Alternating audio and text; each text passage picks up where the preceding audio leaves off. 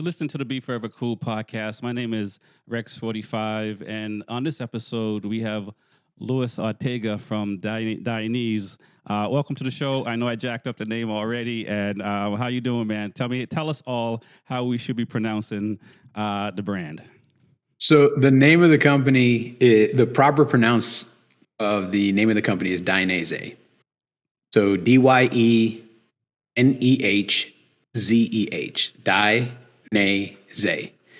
And like I told you before, the way I kind of learned how to say that name, because I used to say it Dainese, came right from the CEO of the company when I first met him. Dainese. And let's start with just the name alone. Who is and because that is someone's name. Who's Dainese? Yep. So this is Lino Dainese. He is the founder of the company. He was an avid motorcyclist since a young age, obviously born and raised in Vicenza, Italy. And his family all worked in and around the Vicenza area as craftsmen and women. And he, like many Italians, had a complete love of motorcycles. Everything revolved around motorcycles from a young age on forward. And to this day, it's like that a lot in a lot of places in Europe and South America and Asia and so forth, because motorcycles are the least expensive form of transportation. You can get a little motorcycle for $1,000 and take yourself and your girl to the beach or go to a party, go meet your friends. And back then, and even now, there's certain piazzas in Italy where they'll close it down on a Sunday and they'll do mini bike racing for kids. Oh, no kidding. Yeah, like they're all about it. And he was a craftsman himself, and he kind of got into this because as the story goes, him and some friends drove their Vespas from Italy to London. Oh, okay. And if you know anything about Europe, that's a long way to go on a Vespa, man. That is a long way. That's a long. So they took it's a summer tour or something. They went to Europe and they went to London, and in London is where he kind of got inspired on that trip. And while in London is where he got inspired to pursue making a motorcycle clothing company. Oh, no kidding. And was it something that he saw or just? Well, first it was something that he learned driving from Italy to London in slacks and t-shirt sucks. Sure would be great if he had some pants, maybe a jacket, maybe a pair of gloves, maybe a specific pair of gloves. But the other thing he saw is at that time there was a lot of cafe racing going on in Europe. Okay. And when he got to London, he kind of saw the London motorcycle cafe racing culture. And it was just, guys in really thick leather jackets racing from point A to point B. And he came back and, he kind of noted like, those jackets don't look like they're really comfortable to race in. Right. But the first thing he ever made was actually off-road gear. He made off-road pants for him and his friends. Okay. We still have the original pattern in our museum in Italy. He made the original pattern out of newspaper. He cut the newspaper into the pattern he wanted, and then he made these pants. Right. And after he made some of these pants for some of his friends, other people were like, "Hey, can you make me a pair of pants?" Right. And did he start out with leather, or what was it? No. It's textile, dude. It's regular textile pants. Okay. It was for off-road use and so forth, because they, used to off-road with their pants, and they just wanted something a little bit more protective than slacks. Right. And what year are we talking, roughly? Dude, we're talking late 60s. Oh, wow. Yeah, late 60s, early 70s. The company didn't incorporate until 1972. Okay. Oh, wow. Okay. Yeah. And then what was the next step after that? At the time, was that enough to get him going? No, he actually had to ask some help from some people because he really loved motorcycle racing. Mm-hmm. And back then, the GP series, one of his favorite racers lived not too far from him. And back then, you can't really think about it as, back then the GP was club racing. Right. It was organized club racing. So imagine walking into like a CCS paddock and seeing the guy that you really like, and going up to him and say, hey, you know what? If I make you some gear to wear, would you wear it? And it just happened to be that you're talking to Giacomo Agostini. Oh, wow. Mhm. And that's how the 'Cause relationship thought started. yeah, yeah. He was like, I would love to make what you wear. Because the thing is, if you look before Dainese kind of came into motorcycle racing, if you look prior to that, everybody wore black leather suits. And you really couldn't tell anybody from anybody except by their helmet. Their helmets were different colors, and that's how you knew who your rider was, Right. because you would follow the colors on the helmets. Okay. But all the suits were all black. So, he kind of told me, he's like, I'd like to, this year we're going to do this. And we still have one of the first race suits in our museum in Italy as well. And then eventually what he did is he's like, I'm going to make you a colorful suit. And he made Giacomo Agostini his iconic red and white with the tricolore flag suit. Yeah. And then after that, everybody was like, oh man, I can put colors in my suit too. And it was actually also for safety, because if you just have a bunch of dudes in black, like, you can't, it's much easier to tell where people are when there's some color out there, some white, some green, some red, some. Wow. And was Agostini already winning at this point? When he went, Yeah. He was one of the top racers of the time. Yeah. Even at the regional level in Italy, he was, everybody knew who he was. He was like a very, very popular racer. Wow. And I mean, he has 15 world titles. And so Dainese, I'm gonna jack it up a few more times. Dainese was pretty much along the ride for all those championships. Yeah, pretty much, man. We were, he's, I think he's like 120 or 30 Grand Prix wins throughout his career, in all the different classes. So yeah, he was definitely around for a long time. And after that, was it easier to get other people? Obviously, people were just buying suits after that, because he was probably the only one really making that kind of suit, right? No, there was other companies, but the thing is, like, the other companies were just regional companies. Like, a lot of people think that, the big brands are ourselves. Like, at that time, Alpine Star was only making, I think, gloves. Okay. That's all they made. Wow. And through most of the 80s, they only made gloves and boots. Alpine Star is something that kind of took root in the 80s as gloves and boots, and then eventually evolved to them making more products. But if you look at old Dainese riders used to wear Alpine Star gloves and boots, because we didn't make gloves and boots. They made gloves and boots, but we made suits. Okay. And then eventually we made gloves and boots, and they started making suits. And we'll get to that, but they're probably one of your biggest competitors today. But let's get to the logo. I mean, how did that come about? The idea came from the UK. No. The idea came from Lino sat down and he wanted to come up with a logo. And the logo we have now is like the evolution of another logo. Okay, yeah. Because if you look at our original logo, yeah, they're over the years the logo has evolved. Okay.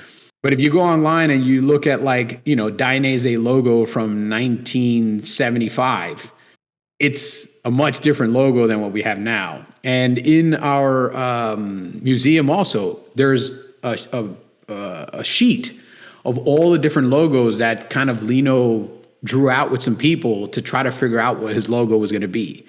He just wanted to be something that he wanted it to be a symbol of speed. And, speed demon translates differently in English than Italian. Right. But, there are like Greek symbols of speed. There are speed deities, so forth. Gotcha. And the speed demon ended up becoming our logo. Wow. It's a recognizable logo around the world today. So let's talk about the 80s and a little bit then. At some point, safety had to come into the idea of behind the suits, right? When did that start to happen, more than just making a comfortable, colorful leather suit? It started almost immediately. Okay. Because one of the, Lino was somebody that was very focused on, at the time, the career length of most racers was very short. because there was no safety. Right. I mean, back protectors didn't exist. Armor didn't exist. Chest protectors didn't exist. Knee protectors didn't exist. Knee pucks didn't exist. None of this existed. It was just a guy in a really heavy, thick leather suit that was just designed for abrasion resistance. If you were lucky, maybe somebody put some foam padding in the forearms, Right. but that was about it. So if you crash, but then again, it's relative to the speed. Back then the motorcycles were topping out at maybe like 70 miles an hour. And are you talking 80s or 70s? No, I'm talking like 70s into the 80s. Okay, yeah. Yeah. 70, 80, as the years went on, the bikes got faster, but, the need for safety needed to increase. So, for instance, we invented the original back protector. Okay. And Lino got a lot of his inspiration for the products he uses from nature. So he looked at, a lot of the racers would suffer spinal injuries, and most of them were either career ending or, worse. And, he kind of looked at it and said, what can I put to protect a person's spine? And he looked at nature. What does nature do to protect animals that are susceptible to back injuries? And he looked at things like the armadillo. Huh. What does an armadillo have, dude? It's got a hard back shell. Yeah. And then he looked at a lobster, and he looked at inside a lobster is soft. Right. But what does it got? It's got a hard outer back shell. And then he looked at a lobster tail, and the lobster tail articulates. So he thought to himself, if I can make something like that and I could put it on a person's back, it would be hard, but it would still move. And that's why the first back protector that we ever made was called the langosta, which is Italian for lobster.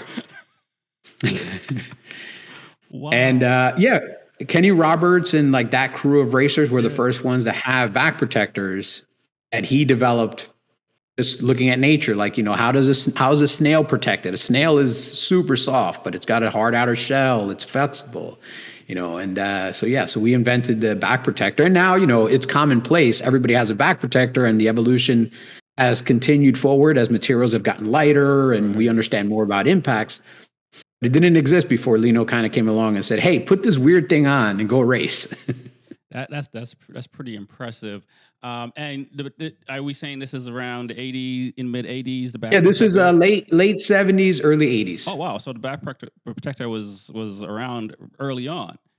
And it was one of the first things. And I'm not quite sure off the top of my head when the 500cc engine was introduced, but I gotta assume, because I want to say it was like early mid 80s. Yeah. So I gotta assume that was very beneficial for a lot of those riders, because those guys used to go to the sky a lot.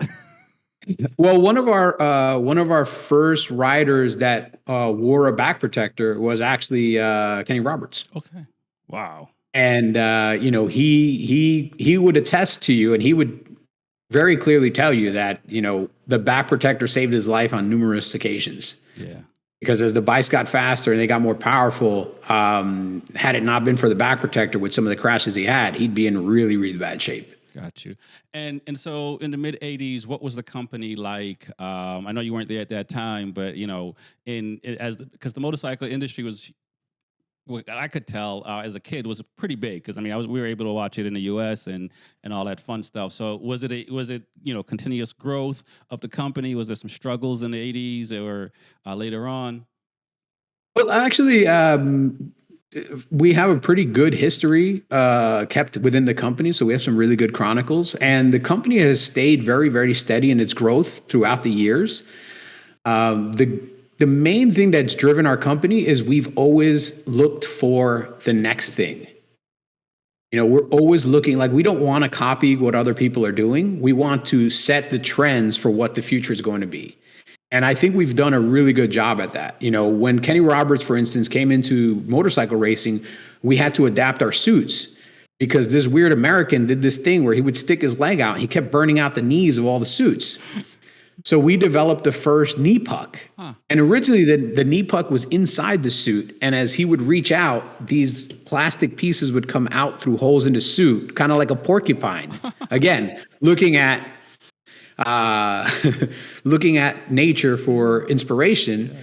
And we still have some of the original porcupine molds. Ah. But then we realized like how the porcupine thing's not going to work out. And some of the riders actually started to duct tape wooden blocks to their legs Okay. because wood has a low drag coefficient overall. Yeah. And then eventually we kind of, all right, you know what? Let's actually make a knee puck. And we put the Velcro on the outside of the suit. We molded a piece of plastic to a piece of Velcro. We stuck it together. And that became the evolution of the knee puck as well. Wow. That's pretty impressive. Now, I'm jumping around a little bit, but It's okay. in the 80s, Kenny Roberts, one of the first guys to have the suit. You mentioned that Dainese has pretty much always kind of been, have good growth as a company. What did Valentino Rossi do for Dainese? And especially, I mean, he's still doing stuff, but Well, Valentino Rossi was a unique thing. He had we kind of got lucky from what the stories that I've been told. We got really lucky with Valentino Rossi because he actually loved Dainese from day one. Got you. Maybe it has because he loved Giacomo. Yeah, he loved Giacomo Agostini. And if Giacomo Agostini is wearing Dainese and AGV, then I should be wearing that because he's the greatest racer ever. So it was originally it was a very easy relationship. Yeah. And then over the years, Valentino Rossi became Valentino Rossi. Nobody really helped him become Valentino Rossi. We were kind of along for the ride. Right. He became this personality that I don't think everybody wants to think, hey, my son's going to be the next great whatever. Right. But nobody knows until like that person all of a sudden starts to like show that they're great. Like, dude, you're cleaning up in the 125s. Wow, you're cleaning up in the 250s. Wow, you're cleaning up in this. He showed that I'm the real deal. Like I'm the Michael Jordan of this sport. And there'll be other people that'll come along in different eras and do really well and blah, blah, blah. There'll always only be one Michael Jordan. Right. There'll always only be one Valentino Rossi. Even if he doesn't end up with the most wins ever or the most titles ever, there's certain people that put sports on a map like nobody else does. And then from there, people pick up the torch and run with it. But, right.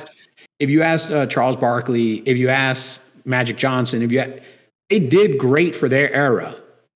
They didn't make $1 million until Michael Jordan came into the league, right. And everybody started making $1 million.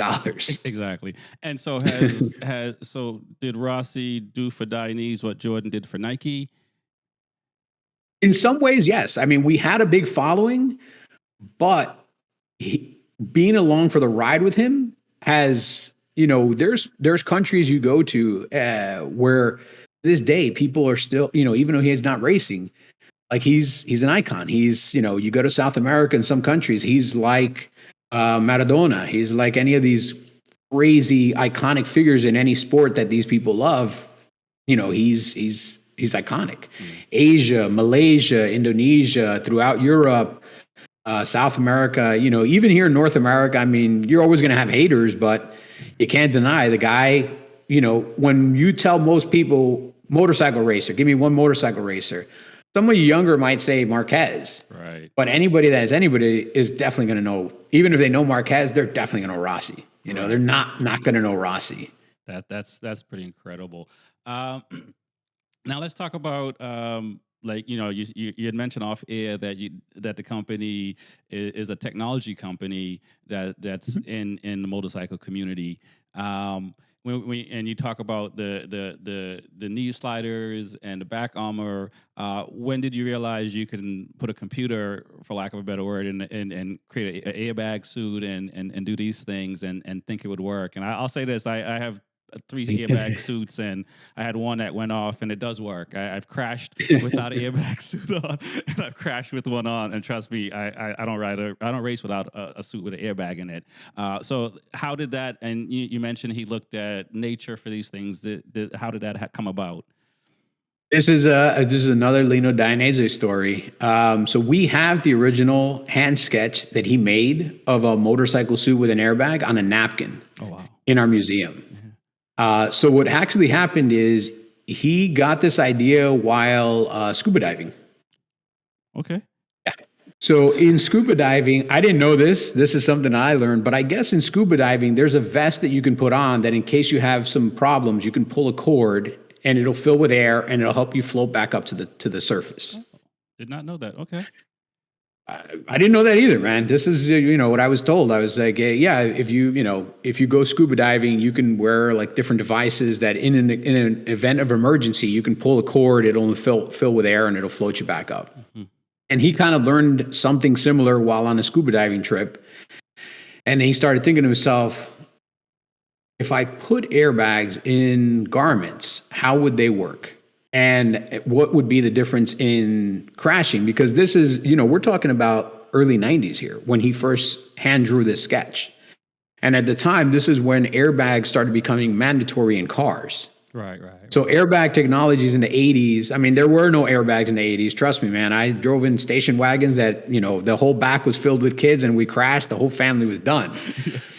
But airbags were introduced in the late 80s, early 90s into cars.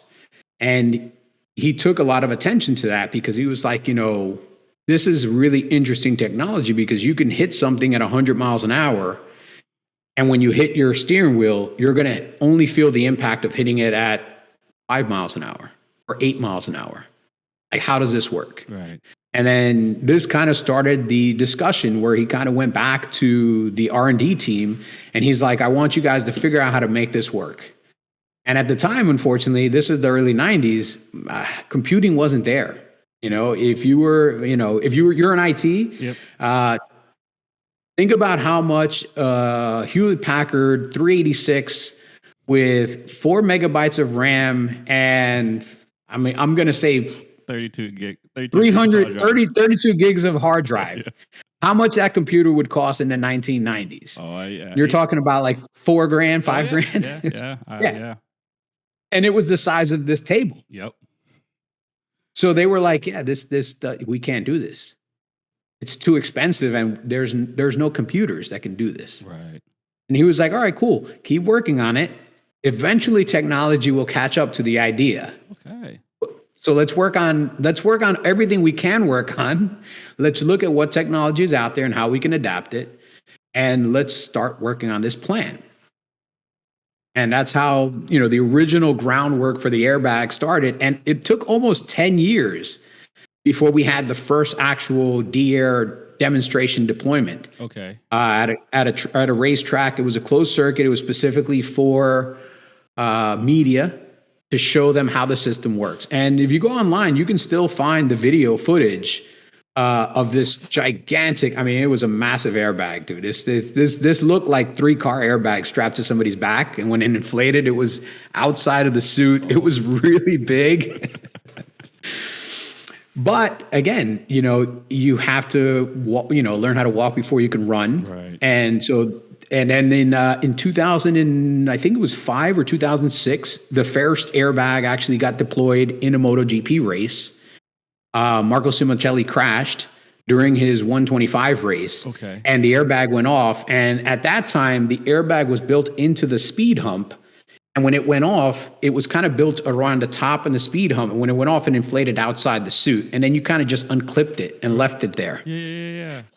Wow. So that's and that video, those videos are on YouTube if you ever want to look them up. But it took 15 years. Yeah, I was going to say it took 15 years to get from the idea to technology catching up and so forth. I mean, think about when did the smartphone come out? All right. 2006. 2006, yeah. So in technology. And why was that? Processors got smaller, memory got cheaper, right? Sensors got smaller, so the technology finally caught up to the idea.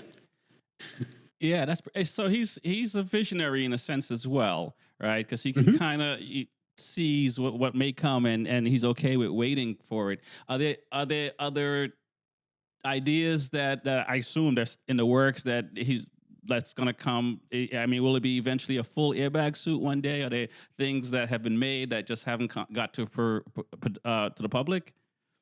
Oh, there's a ton of things that never got to the public because one of the things you have to balance is safety with other aspects of what you require in garments overall, whether it's you have to have a certain balance of safety, comfort, fit, feel, and function. Mm-hmm. It's not just 100% safety, because if you go 100% safety, then you're going to lose fit, feel, and comfort, Right. and mobility. I used to use this example. If you think about 100% safety is a suit of armor. Are you going to be able to ride a motorcycle in a suit of armor? No.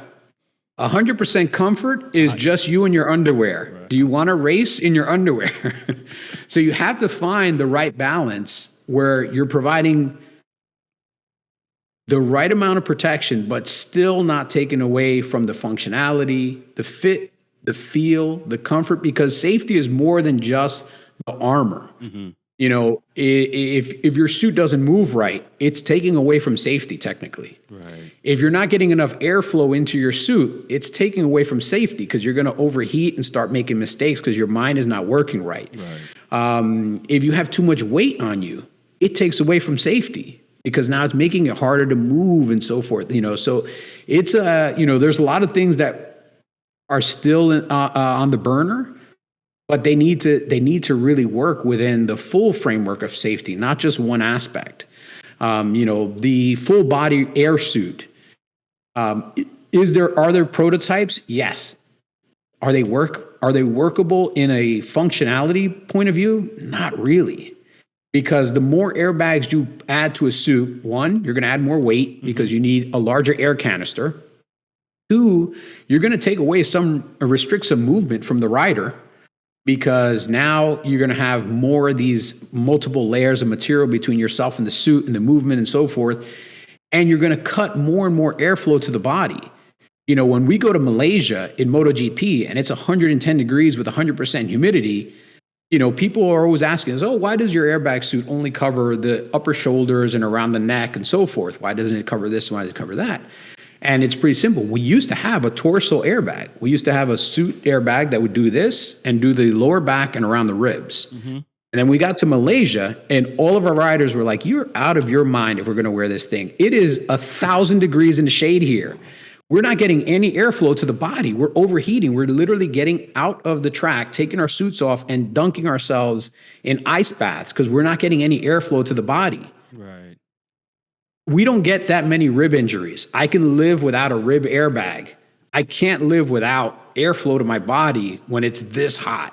Got you. And so, we took the information from the riders and we're like, well, let's take this away. And, if you guys say that it's not worth it, if it's not functional for you, then we're going to take it away, because we don't want to take away, again, one aspect of safety for a different aspect of safety. Right. And now, did you guys take it out of production altogether, or so there's only wow, it's interesting. If we don't use it if it's not usable in racing, then it really isn't usable.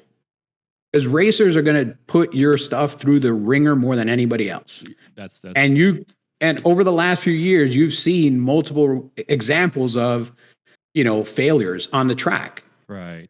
Zippers coming apart, airbags exploding, and the zippers exploding, and this and that. Again, at what point is your safety for one item overstepping your safety for a different item? Right. I don't think that's happened to you guys, Brando, on track. No, doesn't happen. Knock on wood. We get very few. We get very few false deployments overall. Right. Right. And when we do get complaints from customers where they're like, "Oh, the suit falsely deployed," I'm like, "No, the suit did its job. It didn't realize that you also did part-time work for Cirque du Soleil and were able to save that." Right. But the suit doesn't think, he's got this. The suit just has an algorithm, and when you go past the algorithm, it's like 99.99995% of the riders don't save this. Right. It just happened to be that day you were that 0.00005% that did. You're not working on a feature for that? He got this feature? Well, here's the thing. The software in our race suits, we haven't updated it in 7 years. Oh, no kidding. Wow. Nobody's invented a new way to crash. Fair enough. We've been collecting crash data since the early 2000s, and we've pretty much haven't had a deployment that we really saw as it didn't deploy. Right. Now, does the suit save data as well? Yes. Okay. Yep. Oh, The wow. suit's a data logger. It saves, the current suits save about 4 to 6 gig worth of memory. Okay. Anytime that a suit or even a street airbag is sent back to us for a repack, we download all that information and we save it to our servers and we run it through a software system that kind of looks to see if there's anything out of the normal, so that maybe we need to address it. Right. If we have, and if anybody has an issue, we actually can take that software and one of our data engineers can like drill down to it and see like, hey, this customer's saying that, this shouldn't have gone off. And then all of a sudden he's like, no, it did. The person's rotational force and and all the graphs. Like, I'm not a data analyst, but like, they're like, no, this is exactly where they crashed. Wow. And what information can you get besides the crash? Regular race weekend, you can get a lot of lean data. Is there anything to help riders in that? There is, however, you need to be a data engineer to understand what the system is saying. Right. I've sat next to our data engineers after they don't download MotoGP suits and they kind of go through the algorithm if somebody crashed, and the system has the exact geolocation where you're located. It can overlay it on a map and say, this is exactly where the crash started. This is where the person ended. This is the amount of time that the crash was taking place. This is how much time they were at this elevation, at this rotational, it's a data logger. Right. It's got a GPS and a gyroscope, so it covers everything you can possibly do. And it'll literally tell you, like, here's where the crash started, 0.01 seconds, or 0.01 to 0.03 seconds. At 0.04 seconds, the system already activated because it realized that this is not a savable system. At 0.05, 06 seconds, the system's fully enabled. And at 0.9 seconds, the person hit the ground at 162 miles an hour. It's pretty impressive. And you mentioned earlier when you talked about airbags and cars and getting into race suits and stuff like that for the track. What was the idea behind let's make it for the public and get it out there to these guys? And it seems like the suit may be a little bit different as far as how it deploys or when it deploys. No. So it took us a long time to actually get it even to work the way we wanted it to work at racing. Because again, originally, like the last big innovation that really kind of set us apart from everybody else is we patented a system inside the airbag itself. Because before, when the airbag would deploy, it was this big. It was like 9 inches of just pure air. It was a giant balloon. Right. And what we found out is we weren't managing the air inside of the balloon. The airbag was actually working like a balloon. If you squeezed it here, this other part would inflate here. Okay. So there was no air management. So what our engineers did is they invented something called the microfilaments. And so inside of all of our airbags only deploy about that thick now. Inside of our airbags, there's tens of thousands of these fibers that connect the lower part of the airbag to the upper part of the airbag. Mm-hmm. When we inject the air in there, the pressure is so high in that, couple of inches or inch and a half that you can actually lift the car off the ground with this airbag. Wow. So if you put one of our airbags underneath the front tire of a car and inflate it, it would lift the car off the ground that many centimeters. And that's because of the microfilament system. The microfilament system only allows the top and the bottom to be separated by so much and causes the pressure to be so high in our airbag that it no longer works like a car airbag, where a car airbag tries to absorb you into it so it can decelerate you. Right. The way ours work, it becomes a solid piece of armor where it deflects you off the energy. So you kind of bounce off things. Right. None of the energy gets to you. It's kind of like, and the big thing to that is, when you look at a ECE drop test, when you drop the same weight on a piece of level 2 CE armor and you drop it on our airbag, you might get an 85% reduction in energy absorbed between the level 2 CE armor and our airbag. Wow. Which is a huge amount when you think about, we can get like really into some kilonewtons and so forth, but the average bone breaks at about 8 kilonewtons. Okay. Most armor, level 1 and level 2 composite armor, is above 8 kilonewtons. Some of it is right at 8 kilonewtons. With an airbag, you're somewhere in like the 2 range of kilonewtons of the same energy transferred to the impact point. So it's a significant difference, man. No, I can, we can tell from just looking at the years of these MotoGP riders now still in MotoGP compared to early on and stuff like that. The earlier years with the technology, I know the bikes are smarter as well, but definitely once they leave the bike, the suits are definitely have improved a lot. Now, I think last year or the year before, I ordered a custom suit. And I was actually surprised that the suit got made in Italy, right? And it sounds like all you guys, I don't know if everything is made in Italy, but it seems like the suits are made in Italy still and not being constructed anywhere else. Well, we have our custom works, our core custom works department is in Colchester, Italy, which is about a 25-minute drive from our headquarters in Vicenza. Okay.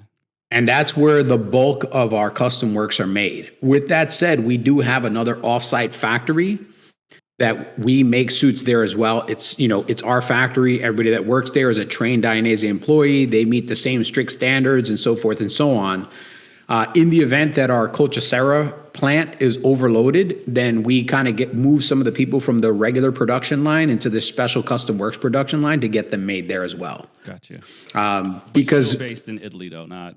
Still based in that factory is in Romania, okay. But all the suits always come back to Italy and have to get inspected in Italy. And if it's an airbag suit, the airbags can only be inserted in Italy, reviewed in Italy, inspected in Italy, and then shipped from Italy. Okay. So can you elaborate a little bit more on that whole process of, ordering a suit and like it sounds like it's a lot of checks and balances. It's funny because obviously here in the U.S., other places as well, but more so here in the U.S., it seems like every week there's a new suit company that's popping up.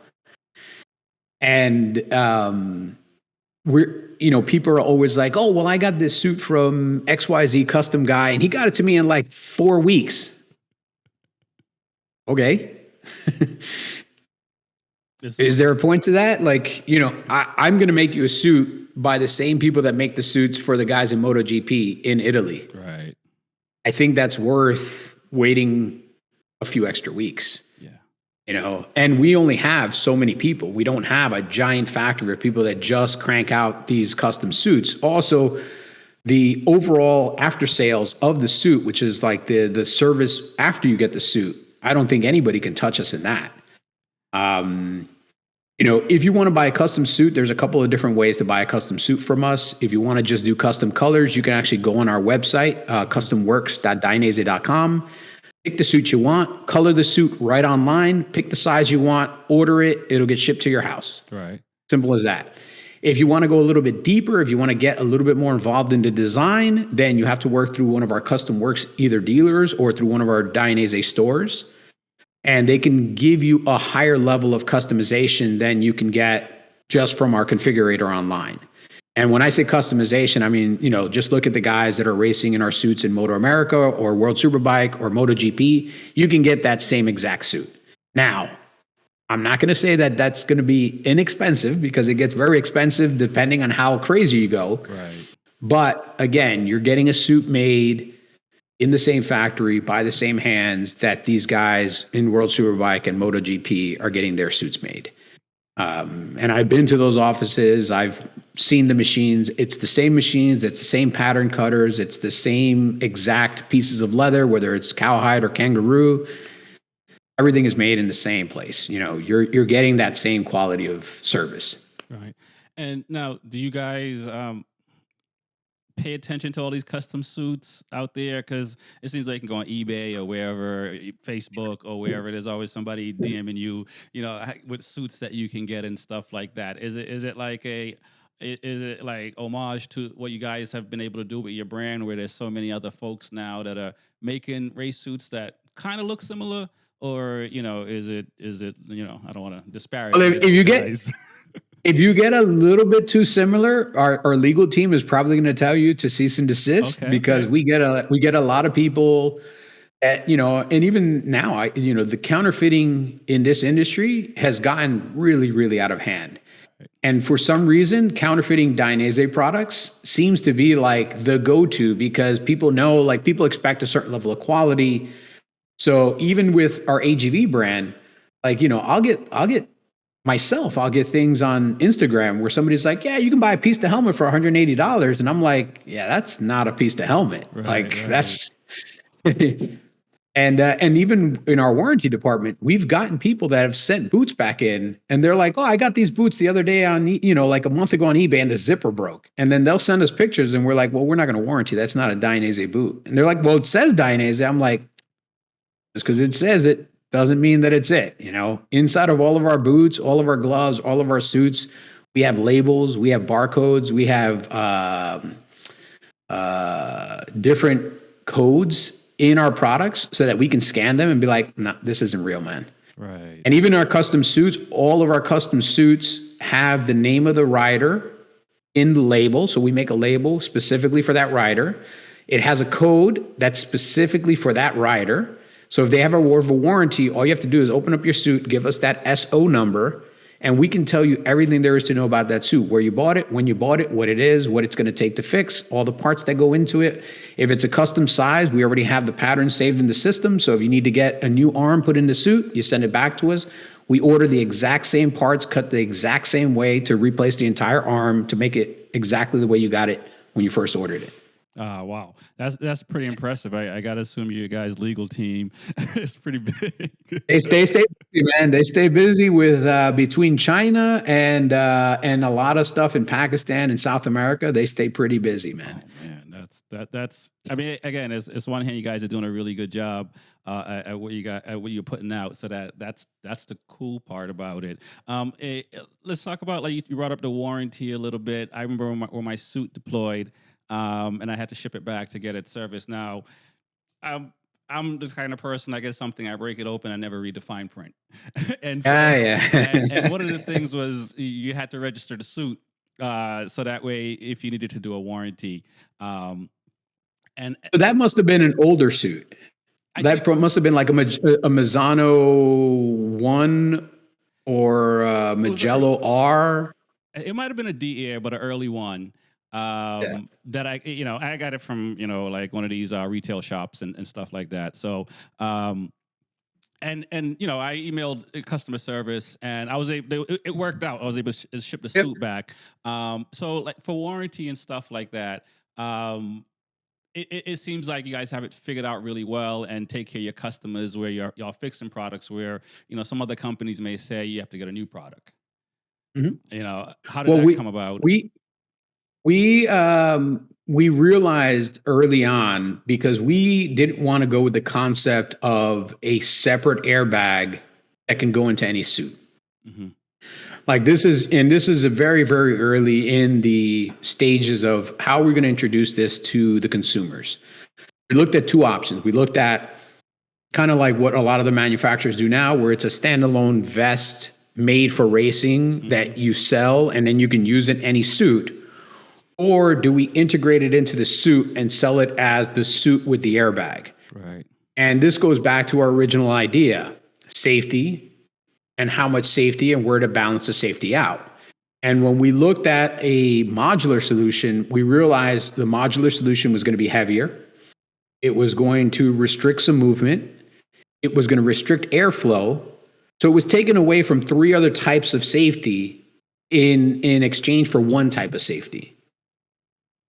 So very early on, Dainese came to the conclusion, we're not going to make this system modular. Like, we're going to put it in our suits. If you want the airbag, or if any other manufacturer, it's an open platform. So if, let's say, a different manufacturer wanted to put our airbags into their suits, which in MotoGP, there's a couple of other companies that use our airbags in their suits, we'll tell you how to build your suit to accept our system, and then you can put our system in your suit.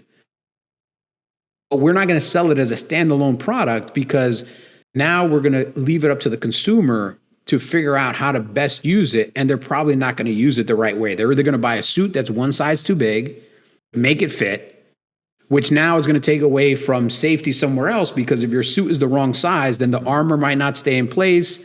There's other things to look at. So we very, very early on decided, if we're going to sell this to the consumer, we're going to integrate it into the suit. And that's it. If they want the best of the best, they're going to buy it. And luckily, the consumers have responded to it. If you look at anybody that owns or has owned a DR suit, they've never left to go to another suit. There's very few people that buy a DR suit and they're like, I'm never going to buy that again. That was a horrible piece of garbage. Like, no, we get people that, bought the Mazzano 2, and now they're buying the Mazzano 3. Right. Because as the product evolves, they're like, no, I'm going to go get a new one. It's time to get a new one. They keep moving forward. And I think it's because, again, we focused on how to make the better mousetrap. We could have easily sold it as a modular system and sold 10 times the amount of suits or modular systems. But, at what benefit to the customer? Because we know, like, there's going to be lacking somewhere else. Right.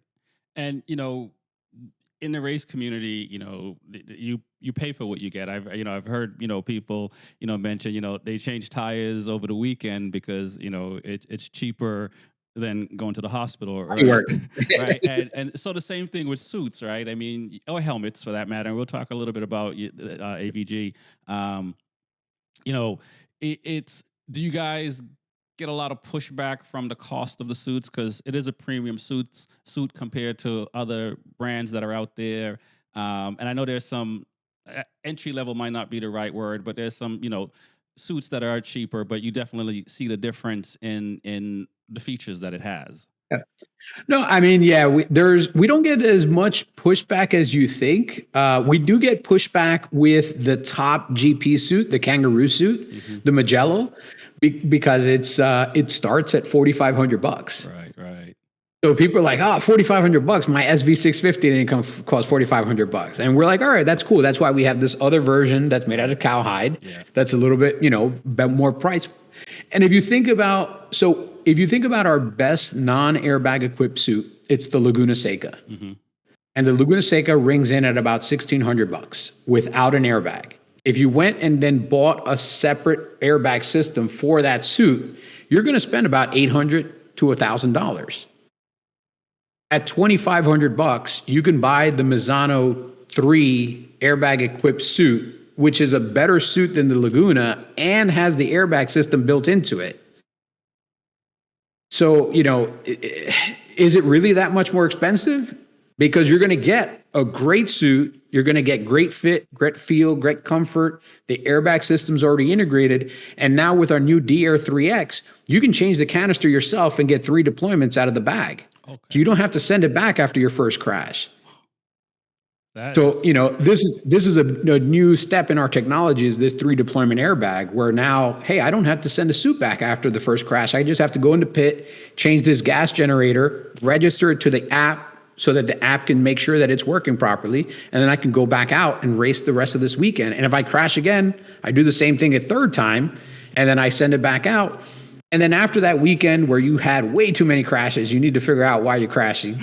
You contact us and you say, hey, look, I crashed. I need a new airbag, but also I damaged my suit a little bit. And we give you an estimate for replacing the airbag and repairing the suit to 4 different stages. So we have structural repair, where we only repair what needs to get repaired as far as seams and stitches. If the panel is a little too thin, then we tell you, look, we recommend you replace this panel because it's less than millimeters of thickness of leather. And we can send it back to you structurally correct, structurally and cosmetically correct, or a full restoration where you get the suit back and it looks like the day you bought it, but it only cost you a third of what a new suit would have cost you. Nice. Since I started racing, I've been buying Dainese, and I plan to continue. I do like the brand a lot. I've tried other brands as far as street riding and stuff like that. I do like the fit. I'm just going to segue into AVG helmet. Unfortunately, my head didn't have the shape for a helmet, so I had to get a different brand helmet. How did you guys get into the helmet business? And again, I know that there's a lot of safety and high tech into the cost of the product, but let's talk about that, because again, it is one of the more premium helmets out there as well. Well, this is another. Actually, this goes back to another Lino Dainese story. AGV, the helmet company, is actually originally from the same city as Dainese, Vicenza. Mm. And the guy who the AGV is named after the owner of AGV, just like Dainese is named after Gino. AGV is named after Gino, Gino. Okay. Gino Amisano of Vicenza. And so in Italy, you put your last name first name last, and then the city you're from. So AGV, Masano Gino from Vicenza, AGV. Oh, no kidding. So Lino Dainese knew Gino Mm-hmm. from Vicenza because they grew up in the same town. And originally, AGV is actually an older company than Dainese, significantly older. Originally, AGV made helmets out of leather. And so for years, that's how they made helmets until they finally got into making helmets out of fiberglass. Right. So when Lino started making garments out of leather, he needed leather sewing machines. Gino used to make helmets out of leather. He had leather sewing machines. So he actually got a lot of the sewing machines that Gino had to start Dainese. Wow.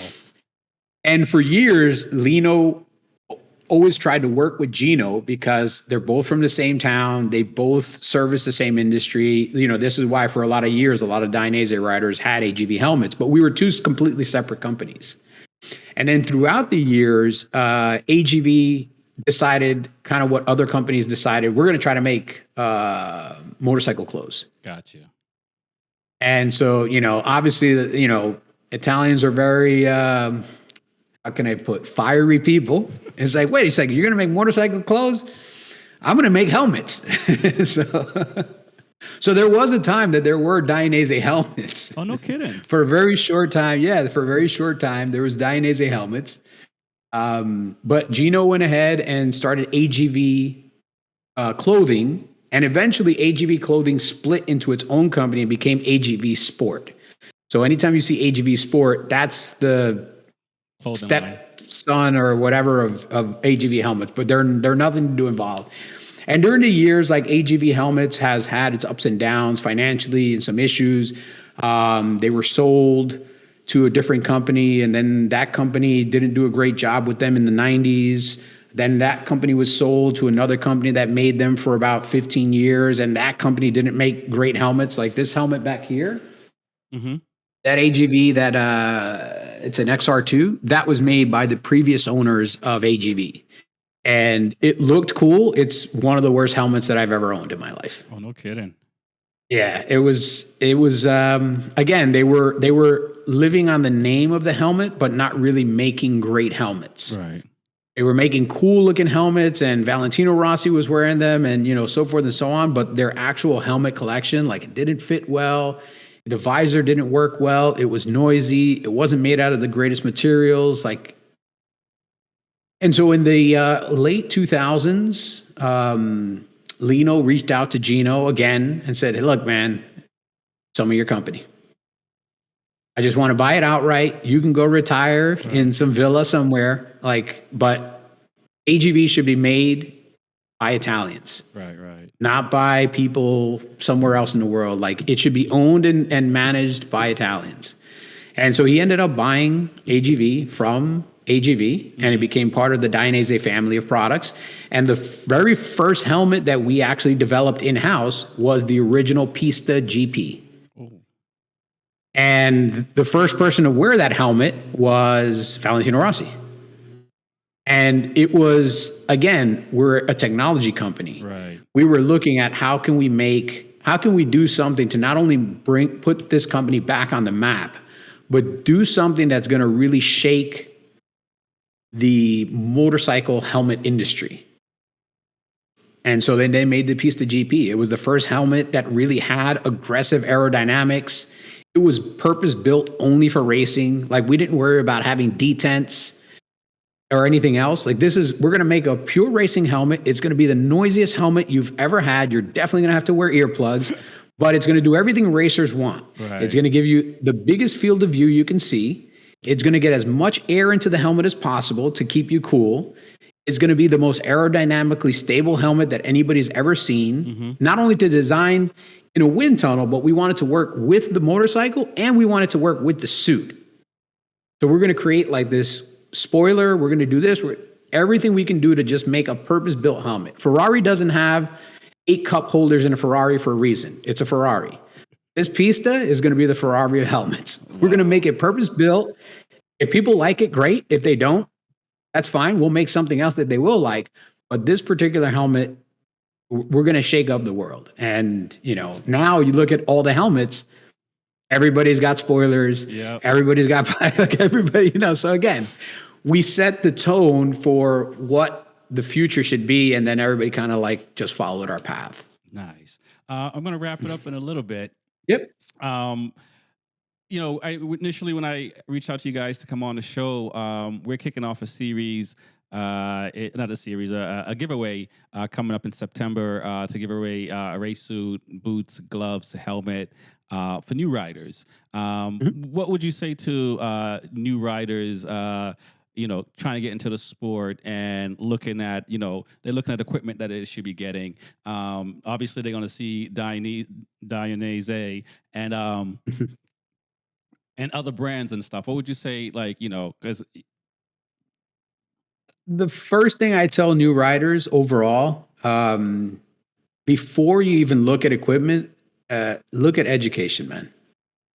Before you go and spend, you know, money on 10 sets of tires to try to figure out how to ride, 10 sets of tires are going to cost you what, $3,000, $3,500, $4,000, depending on the tires. Right. Look at education and look at real education, because you can learn more in 2 days at a track school that specifically is going to teach you how to ride than you can going to the track 10 times, buying tires, paying the entrance fee, possibly crashing, possibly hurting yourself and everything else. As far as gear, you know, try to find the best gear you can within your budget. You know, I'm never going to tell somebody, hey, man, you got to buy this $4,000 suit. You got to buy this $2,000 helmet. But try to buy the best gear you can within your budget, because hospital bills are expensive. And if you could have spent an extra $400 on a piece of equipment that could have kept you from ending up in the hospital, and now you're spending $40,000 because you broke a wrist or broke an ankle or broke this or broke that, you're gonna kind of kick yourself in the ass for not spending that extra money. But again, start with education, because if you're an educated rider, the chances of you crashing are gonna decrease dramatically. And you're gonna go to the track with a different mentality. The biggest problem that I see in a lot of track days now is the mentality of a lot of the guys and girls that are starting is not the right mentality to show up to day one. Day one, you need to have you need to be humble, and you need to have a lot of humility. I don't care how fast you go on the street means nothing to me. Right. It just shows me that you are brave enough to keep the throttle on longer than anybody else. And, you know, is there a skill to that? I mean, I guess. I think there's more of a skill to going from 6th gear to 2nd gear on the binders, from the 3 marker to the tip-in point to the apex, and getting back on the turn and getting out of that corner as quickly as possible. I think that's a lot more skill involved. But to learn that skill, it's better to do it in a controlled environment and learn to do it from people that know how to teach it. Right. I love track day companies, man. I love them all, but you're never going to get the one-on-one or the focus on you at a track day that you will at a school. You know, this is one of the reasons we sponsor the Champ School. You know, I went on my own dime and I went to the Champ School myself. And this is after years of riding. It's not like I didn't know how to ride, man. I'm no Rossi, but I'm pretty decent at it. and I still showed up there after, you know, I think I was 40 something at the time. I still showed up there, super humble, had a lot of humility, willing to learn. And I walked away from those 2 days very happy that I invested that money. You know, even though like a lot of the things that they said I already knew, right. Like just having that higher understanding and just having that time one-on-one with some of the really fastest guys in the country that really can show you like, hey man, a bike only does as much as you can do. You can get the best bike in the world. If you only have 10% of the talent, you're only going to get 10% of the potential. Right. And it hurts some guys to hear that because, I bought a ZX10. I could do 180 miles an hour. And okay, on the track, man, you are not getting of the potential of the bike. Right. So and look at investing in education, and then when you look at gear, start with the helmet. Get a really quality helmet. Don't get anything plastic. Get something that's at least a composite, whether it's fiberglass and Kevlar or fiberglass and something else. Don't get a plastic helmet. Get something that fits you right. That's the biggest thing. Is there's a lot of people that just don't have gear that fits them right. They look for comfort. And comfort doesn't always mean safety. Suit should not be the most comfortable thing in the world. It should be a little snug. The armor should fit in place. It should be the right length. There shouldn't be a lot of extra material. Like I've seen people crash in very loose suits, and then they get hit by the tire of another suit, and all of a sudden all that extra leather gets ripped around their body, and they're left with a giant purple hickey on their body. Oh, wow. Because, if a tire is sticky enough to hold a 600-pound bike to the ground at 150 miles an hour, you know what it's going to do to a floppy leather suit and your skin when it touches it? It'll suck you right in. Yeah. So, look for quality boots and look for quality gloves. Boots and gloves are super, super important. I see a lot of people that go on racetracks in boots that are like really street boots, not racing boots. They don't protect the ankle properly. They don't keep it straight. They use gloves that don't have a lot of pinky protection, a lot of ulna protection, not a palm protection. And again, man, I work for a living without my hands. How useful am I at work? Right. If I can't walk properly because I broke my ankle, like that's going to put a damper on my day. So a couple of days. Yeah. So, I mean, I hate to put it, think about the worst case scenario and then think how much you're willing to invest to avoid the worst case scenario. That's the last thing I could say, really. And I appreciate that. Because, for me, when I started, and I think like for most folks, I didn't think of being educated. I just got to the track and was just kind of just doing what people were telling me. Go register here, this tech here, go, do all these things, and lunchtime here and all that. And it took me a while to realize, like, yeah, it's a lot easier if you do have a game plan from the beginning, because you make so many mistakes just because you just don't know. Trust me, I know. Like I told you in the story before we started, the first day that me and my friends went, we all brought our motorcycles back in boxes because we all crashed because we had no idea that you were even supposed to like change the tire pressure. Right. Yeah, exactly. Something simple as that. Yeah. So it's education on the street and on the track are the two biggest things that are going to really help rebound the motorcycle industry, because right now there's a lot of miseducation and there's a lot of bro science. There's a lot of like, yeah, my bro said this. I'm like, your bro's not much smarter than you, man. Yeah, my bro started in a 1000. Go ahead. You can start for your first bike. Yeah. My bro told me don't get a 600 in like 2 weeks. I'm going to be begging for a 1000. I'm like, all right, man. It's sad, but I feel that there's a lot of new women in this sport, and women do it much better than men. Okay. As long as they don't listen to men. As soon as a woman listens to a man, she just made her first mistake as a motorcyclist, because that guy doesn't know what he's talking about. And I've seen it even in our stores. Like, we get more and more women coming into the store, and women tend to be much more educated when they come in to buy products. Right. They do research, they spend the time, and they're willing to spend the money, because women tend to spend money on quality items. Versus men just look at a dollar and don't think about the quality. Harbor Freight is in business because dudes buy shitty tools.